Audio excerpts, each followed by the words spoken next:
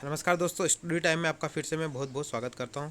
दोस्तों, ये जो न्यूज़ आई है आज के डीबी स्टार इंदौर में आई है। आप पढ़ सकते हो इस न्यूज़ को, या अगर आप पढ़ना चाहते हो तो मैं नीचे कमेंट में डाल दूंगा। पहली बात मैं क्लियर कर देना चाहता हूं कि इस न्यूज़ का आपके वेरिफिकेशन के शेड्यूल से कोई लेना देना नहीं, क्योंकि इसमें हेडिंग ऐसी लिखी हुई है। जैसे यहाँ पर क्या लिखा हुआ है कि डीपीआई की भर्ती प्रक्रिया पर सवाल। तो इससे आप परेशान हो गए कि किस तरह से सवाल है ना। और ये क्या है, ये न्यूज़ पूरी न्यूज़ को मैंने अच्छे से पढ़ा तो इसमें एक यहाँ पर लिखा हुआ है कि गड़बड़िया। अब इस न्यूज़ को आप पूरी तरह से पढ़ोगे ना, तब समझ जाओगे ये क्या है। कि पिछली बार जो आपका वेरिफिकेशन हुआ था तो बहुत सारी डीपीआई ने गलतियाँ की थी। मैं हमेशा अपने वीडियो के माध्यम से आवाज़ उठाते आ रहा हूँ कि मैंने हमेशा कहा है कि एक केस को कहीं पर रिजेक्ट कर रहे हैं, कहीं पर एक्सेप्ट कर रहे हैं। वही बातें यहाँ पर बिल्कुल बेसिक वैसी पॉइंट टू पॉइंट बेसिक वैसी लिखी है जो मैं पहले से अपने वीडियो में बताते आ रहा हूँ, है ना। मैंने हमेशा एक बात रखी है कि डीपीआई की स्टैंडर्ड रूल बनाए कि भैया इस केस को अगर रिजेक्ट करना है तो सभी सेंटर पर उस केस को रिजेक्ट होना चाहिए। ऐसा नहीं हो कि एक सेंटर पर उसी केस को रिजेक्ट किया जा रहा है, उसी प्रकरण को, और दूसरे प्रकरण को, उसी प्रकरण को दूसरे सेंटर पर एक्सेप्ट किया जा रहा है। तो ये चीज़ें वही लिखी हुई है यहाँ पर। एक डीपीआई का ऑफिशियल स्टेटमेंट है, वो आपके लिए बहुत ही इंपॉर्टेंट है, वो ज़रूर देखिएगा। वो मैं उसको एंड में डिस्कस करूँगा। मैं पूरी न्यूज़ नहीं पढ़ूंगा, मैं चीज़ें आपको सिर्फ शॉर्ट में बताऊंगा। ये न्यूज़ आप खुद पढ़िए, आपको पता चल जाएगा। देखिए, पहला पॉइंट है यहाँ पर यही है कि स्टडी सेंटर से पढ़ने वालों के लिए अलग अलग रोक। ये है निजी विश्वविद्यालयों के संबंध में है कि जिन्होंने निजी विश्वविद्यालय से ऑफ कैंपस डिग्री प्राप्त की है ना, ऑफ कैंपस। खासकर महर्षि वाला इशू बन रहा था, महर्षि यूनिवर्सिटी का। तो उनके लिए, क्योंकि यहाँ पर देखेंगे आप कि आकाश शाह को दस्तावेज सत्यापन प्रक्रिया में अयोग्य बता दिया, क्योंकि उनकी डिग्री निजी विश्वविद्यालय के ऑफ कैंपस से थी, जबकि सुशीला चाकरे की ऑफ कैंपस डिग्री मान्य कर ली। तो ये वही बात है कि यहाँ पर स्टैंडर्ड रूल नहीं है। उसके बाद ये ऑफ कैंपस के करीबन 900 मामले हैं दोस्तों, जो अभी वहाँ पर गए हैं शिकायत में, है ना। इसमें हमको एक चीज़ और क्लियर हो जाएगी कि जिनका होल्ड किया, रिजेक्ट किया, उनका क्या होगा। उसके बाद अलाइड सब्जेक्ट का मामला है। बायोकेमिस्ट्री में पीजी फिर विज्ञान विषय के लिए अमान्य कर दिया, अलाइड सब्जेक्ट का है।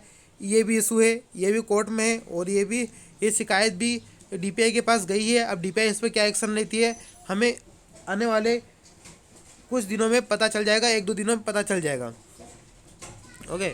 फिर ईडब्ल्यूएस वाला का एक अपना इशू है, 5 एकड़ भूमि वाला, उन्होंने भी अपनी एक शिकायत डाली है। तो ये कुल मिलाकर शिकायतें हैं और कुछ नहीं है ना। यहाँ पर कहना है कि डीपीआई के अधिकारियों ने परीक्षा में भर्ती में कई मनमानियाँ की है, किसी को मान्य कर रहे, किसी को अमान्य कर रहे, जो मैं हमेशा बताते आ रहा हूँ कि बेवजह किसी को होल्ड भी कर दिया था। एक कैंडिडेट को मेरे पास केस आया था कि उनको सिर्फ इसलिए होल्ड किया था कि उनकी यूनिवर्सिटी का नाम चेंज हो गया था और कंप्यूटर में वो नाम शो नहीं हो रहा था, इस कारण। तो इस चीज़ों को अब देखा जाएगा। अब यहाँ पर देखिए, जो अधिकारी है, संयुक्त संचालक है लोक शिक्षण डीपीआई के, इन्होंने बहुत ही इंपॉर्टेंट बात कही है। ये बात आपके लिए इंपॉर्टेंट है। न्यूज़ आप पढ़े दोस्तों, मैं न्यूज़ को पूरी पढ़ने जाऊँगा तो ये वीडियो 10 मिनट का चला जाएगा। हम अभी ये काम नहीं कर रहे, ये सिर्फ पढ़ेंगे। इन्होंने क्या बोला कि अपात्र अभ्यर्थियों को बाहर और पात्र को शामिल करेंगे। इस चीज़ का मैं आपको मतलब समझा दूंगा। अब यहाँ पर उन्होंने लिखा है कि शिक्षक भर्ती प्रक्रिया में करीब 900 लोगों के दस्तावेज सत्यापन को लेकर शिकायतें मिली है। हमने 5 लोगों की समिति बनाकर एक एक अभ्यर्थी के कागजों का बारीकी से परीक्षण करने के आदेश दिए हैं। यदि इनमें कोई अपात्र होगा तो उसे बाहर किया जाएगा, और कोई पात्र सूची में शामिल होने से छूटा गया तो उन्हें शामिल किया जाएगा। आपको याद होगा कुछ वक्त पहले डीपीआई ने पात्र, होल्ड तथा रिजेक्ट कैंडिडेट की सूची मांगी थी, और मैंने कहा था कि ये आपकी रूल्स के लिए ही मांगी गई थी, ना कि विधानसभा में जवाब देने के लिए। अब यहाँ पर क्या कहना चाह रहे हैं वो कि जिनको होल्ड किया गया और जिनको रिजेक्ट किया गया, है ना, उन पर समिति काम कर रही है। 5 सदस्य समिति है, वो उनको बारीकी से जांच कर रही है। उनमें से बहुत सारे कैंडिडेट को एक्सेप्ट भी किया जाएगा अगर वो सही है, भले उनको होल्ड किया गया, रिजेक्ट किया गया, लेकिन अगर वो सही मायने में सही है, ओके, उनको बेवजह रिजेक्ट किया गया तो उनको पात्र कर दिया जाएगा ऑटोमेटिक, और होल्ड वालों को भी। लेकिन अगर वो सही मायनों में गलत है, बारीकी से जांच करने के बाद भी अगर वो गलत पाए गए तो उनको फिर रिजेक्ट कर दिया जाएगा। ऐसे करीबन 900 लोगों के प्रकरण वहाँ पर मिले हैं, उनको बारीकी से जांचा जा रहा है पिछली बार की जो गलतियाँ की है। और दोस्तों, ये एक बात और क्लियर कर दूँ, इससे आपको बहुत फ़ायदा होने वाला है। क्यों?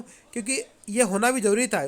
पिछली बार जल्दबाजी में इन्होंने बहुत सारी गलतियां की थी, आपको पता है, मुझे पता है, बहुत सारे केसेस हमारे पास भी आए हैं, आपको मैंने अपने वीडियोस के माध्यम में बताया। तो इन चीज़ों को आप दोहराया नहीं जाएगा, आपके वेरिफिकेशन आप बिल्कुल अच्छे से होंगे और इसका आपके शेड्यूल से कोई लेना देना नहीं। ये विभाग अपने अंदर काम कर रहा है ना। जितनी भी गड़बड़ियाँ हुई है, जितने भी शिकायत गई है, उन पर विभाग अपने स्तर पर काम कर रहा है। आपको परेशान होने की बिल्कुल ज़रूरत नहीं है। आप मस्त तरीके से अपने डॉक्यूमेंट रेडी कर लिए हैं, उन्हें एक दो बार और चेक कर लीजिए, कोई प्रॉब्लम तो नहीं है। अपने अपने सेट तैयार कर लेना, एक दो सेट एक्स्ट्रा भी रख लेना, भरोसा नहीं, कुछ भी हो जाए, समय का क्या भरोसा। तो अपनी सभी चीज़ें पूरी तरह से कंप्लीट करके चलिए। थैंक यू दोस्तों, मिलते हैं नेक्स्ट वीडियो में, तब तक के लिए जय हिंद, जय भारत।